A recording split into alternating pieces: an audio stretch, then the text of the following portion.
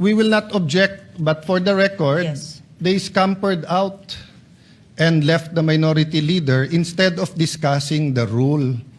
We are not even discussing the rule yet.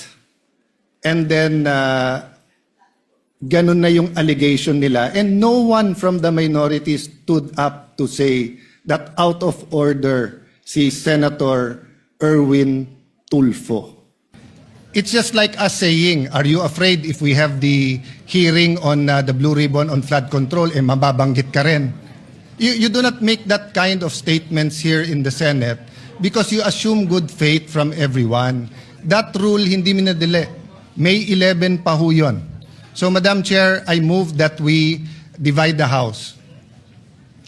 And the voting will be done via viva voce. Madam President, Minority Leader. I move to adjourn or a quorum call.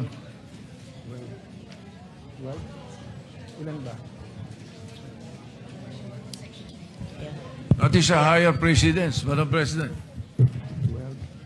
So I only see the Minority Leader representing the minority. The others had left. Madam Chair, we will not object, but for the record, Yes. they scampered out and left the minority leader instead of discussing the rule. We are not even discussing the rule yet.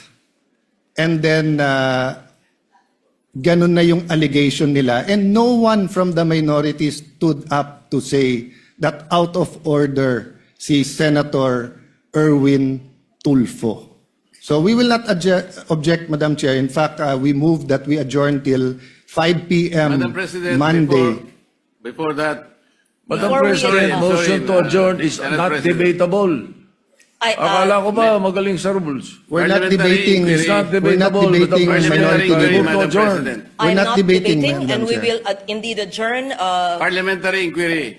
Yes, Senator Marcoleta. Nung pong nagsimula tayo, Madam, meron po ba tayong quorum?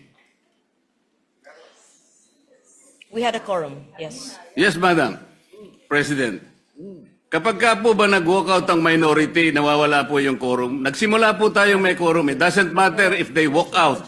Yes, I think we still have the quorum. Madam President, once there is a quorum call, you have to call the roll. Kahit present lahat o kulang kanina o there was a motion to dispense, whatever that is. Not A upon a quorum situation, call, Madam President, when motion they, to readily adjourn and willingly walk out. takes precedence. Hindi po yung covered ng rule natin, Madam President. Madam President, As reiterated by the Senate President and as conveyed by the Minority Leader, former Senate President, the rule states that the motion to adjourn takes precedence. I'm not taking sides. 5 p.m. Monday. And we will adjourn session.